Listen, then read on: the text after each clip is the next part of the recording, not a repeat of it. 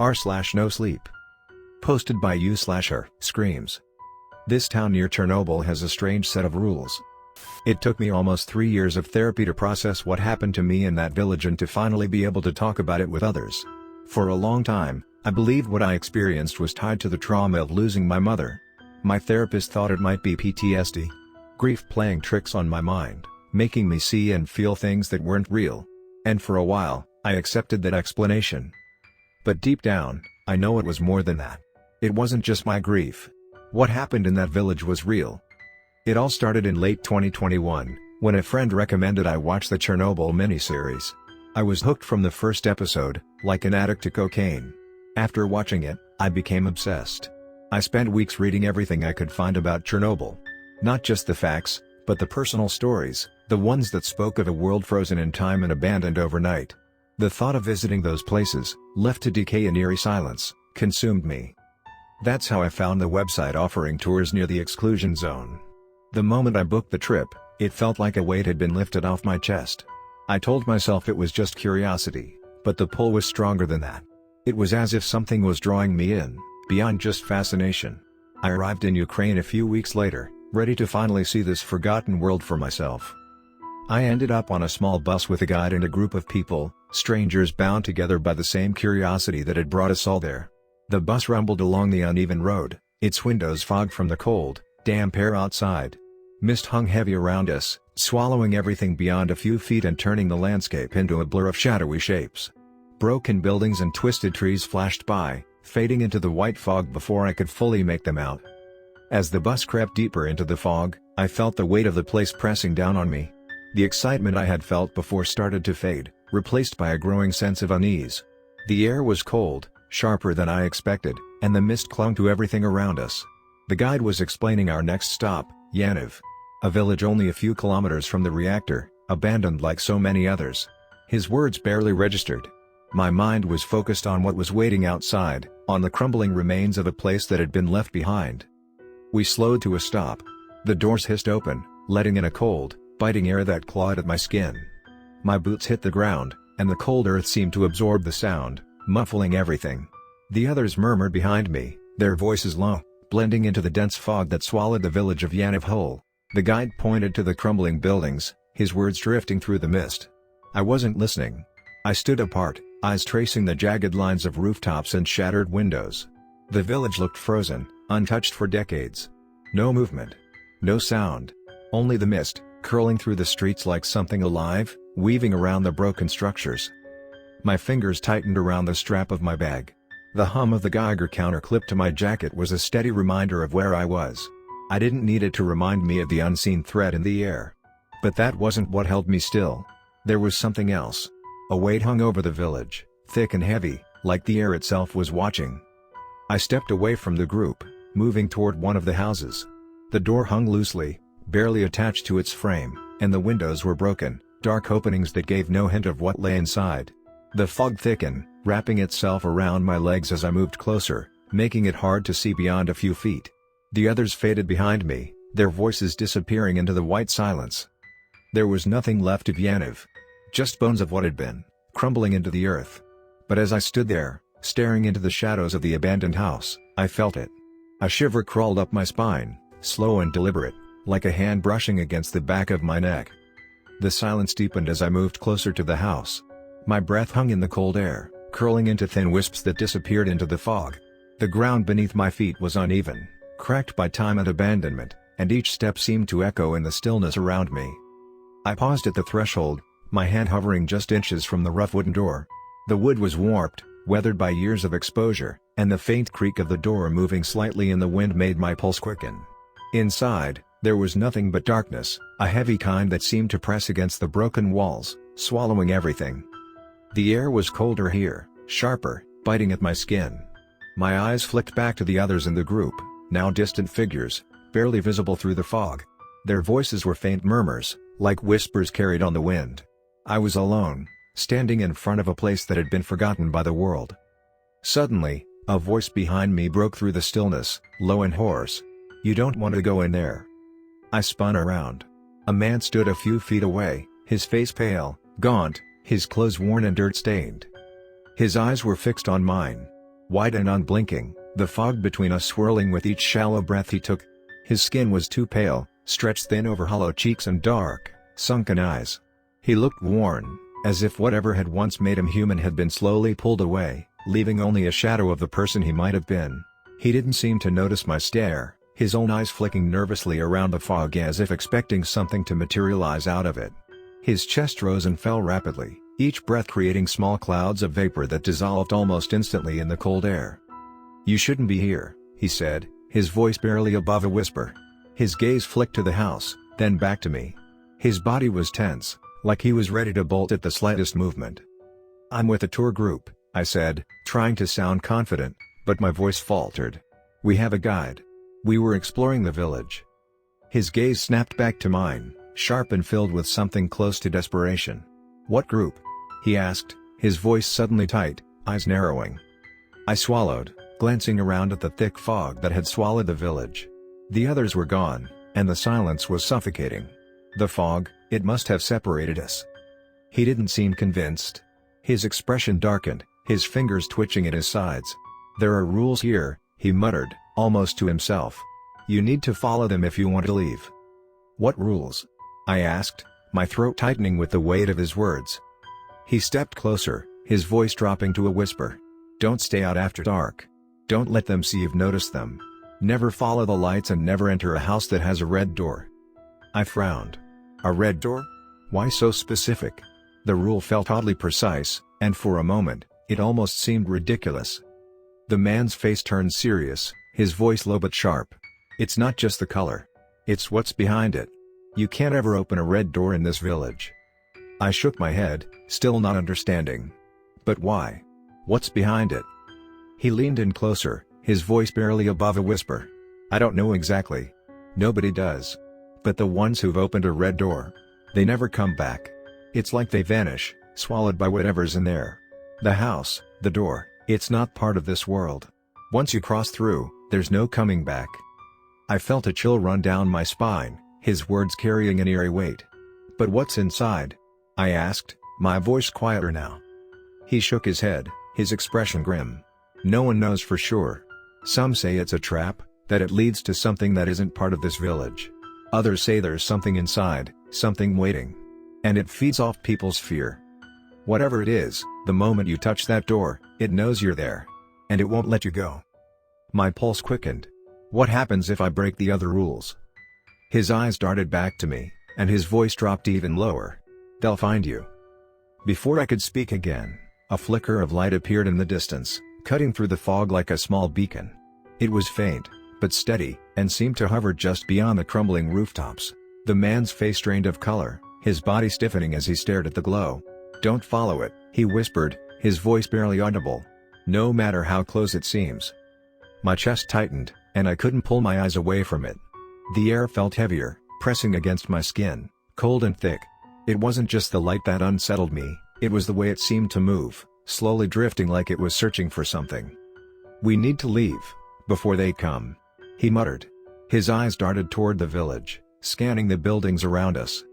Without another word, the man tugged at my sleeve, pulling me along. My feet felt sluggish, but I followed him, each step echoing in the stillness of the village. The ground shifted beneath me, uneven and cold, the air heavy with the weight of silence. The houses rose around us, dark shapes against the mist. Each building seemed to sag under the weight of years, some barely standing, others collapsed into rubble. But as we moved, one house stood out. It was mostly intact, its windows dark and lifeless, but the door, a sharp, vivid red, stood out like a wound in the fog. I froze. My mind raced with his words, repeating over and over, "Never enter a house with a red door." A cold knot formed in my stomach as I stared at the door, its red surface somehow more ominous now. It looked so ordinary, but the way he spoke about it made it seem like it was alive, waiting for someone to make the mistake of getting too close. The red paint was fresh, unnatural in a place that had been forgotten. It seemed to pulse in the mist, almost alive, like it was watching us. "We can't stay here," he whispered, his voice barely more than a breath. His eyes stayed fixed on the door, his body rigid. A faint sound cut through the fog, low and rhythmic, something dragging across the ground. My muscles tensed, my breath catching in my throat. The man's face drained of color, his fingers trembling now as he pulled me further away. We moved quickly, our footsteps muffled by the thick fog that surrounded us. The dragging sound followed, slow but persistent, scraping across the ground like something heavy being pulled. My pulse raced in my ears, but I forced my legs to keep moving, to keep following the man's hurried steps. The man suddenly stopped.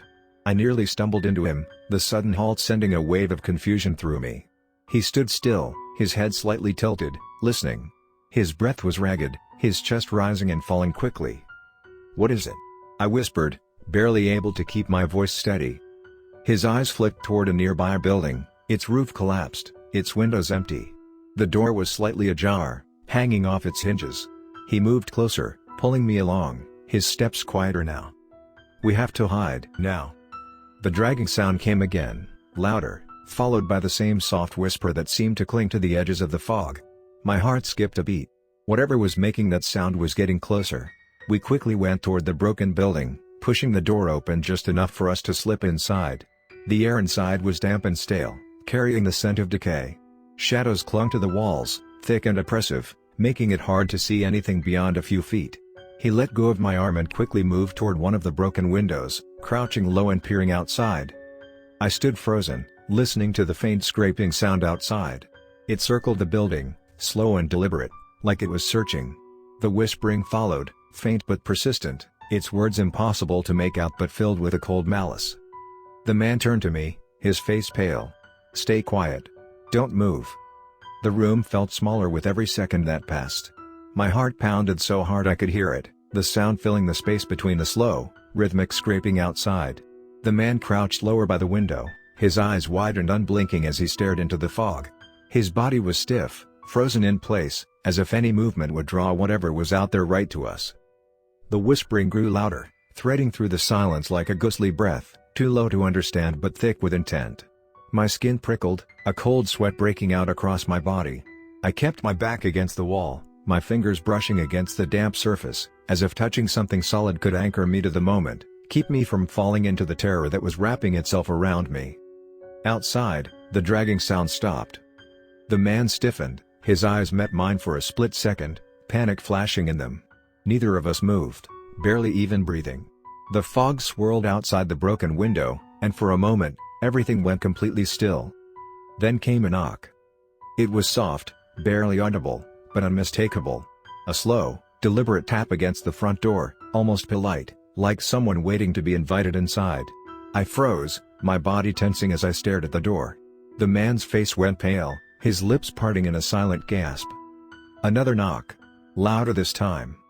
The man's eyes widened with fear. His lips moved, but no sound came out. He gestured toward me frantically, shaking his head, his fingers trembling as he motioned for me to stay where I was. A third knock echoed through the small room. The door creaked slightly under the pressure, as if whoever, or whatever was outside was losing patience.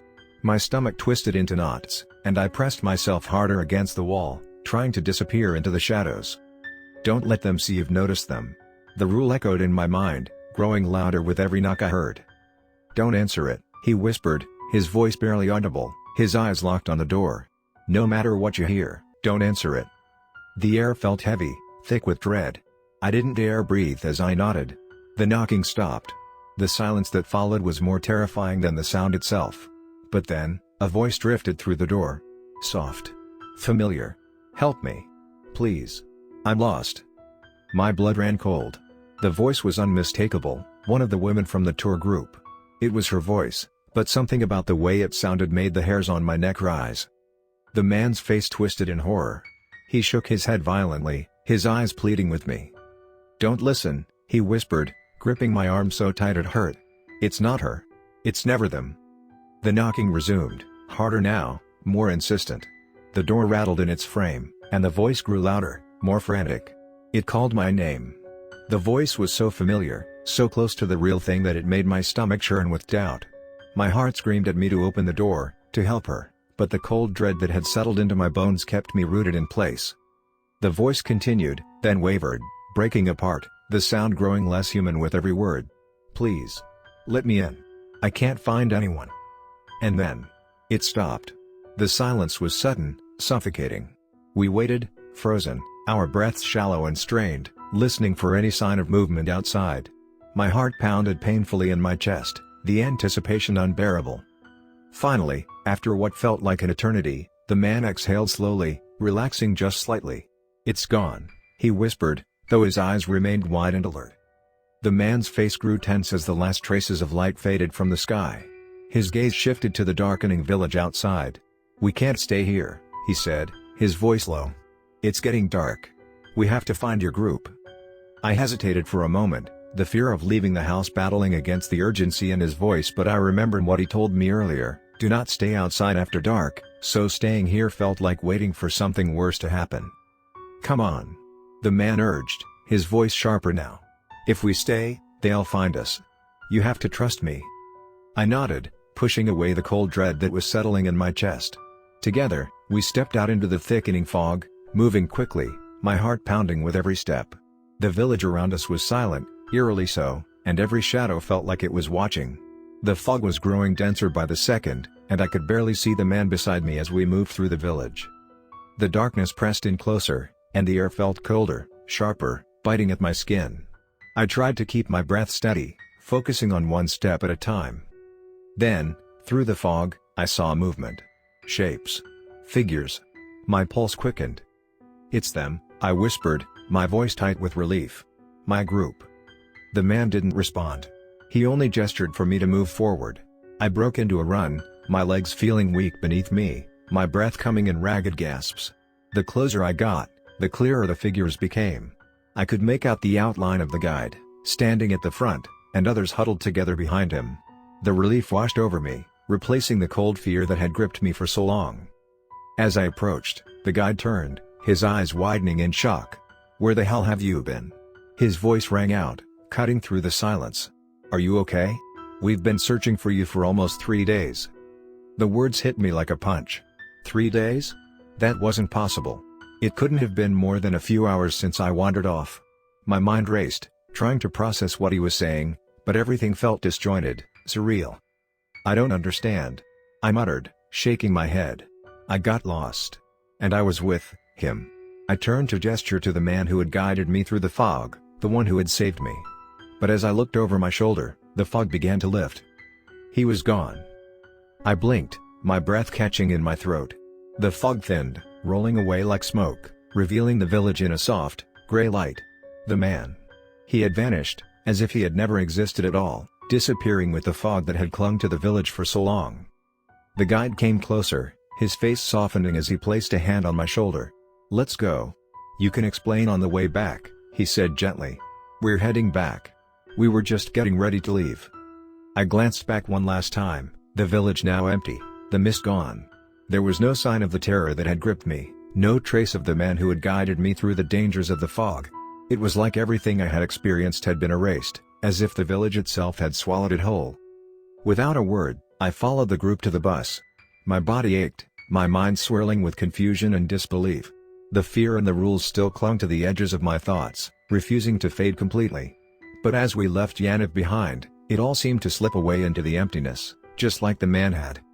I settled into my seat, staring out of the window as the village grew smaller in the distance. My mind couldn't stop racing, replaying everything that had happened. Who was he, that man who had appeared and disappeared like part of the fog itself? How had he known about the rules? And why had he helped me? A deeper question gnawed at me. Why had I been drawn here in the first place? The fascination with Chernobyl had always felt like more than just curiosity. The overwhelming urge to visit this village, to explore its forgotten streets, hadn't felt accidental. It was as if something had been pulling me here, something far beyond simple passion. I couldn't shake the feeling that what had happened in Yaniv was more than just a strange encounter.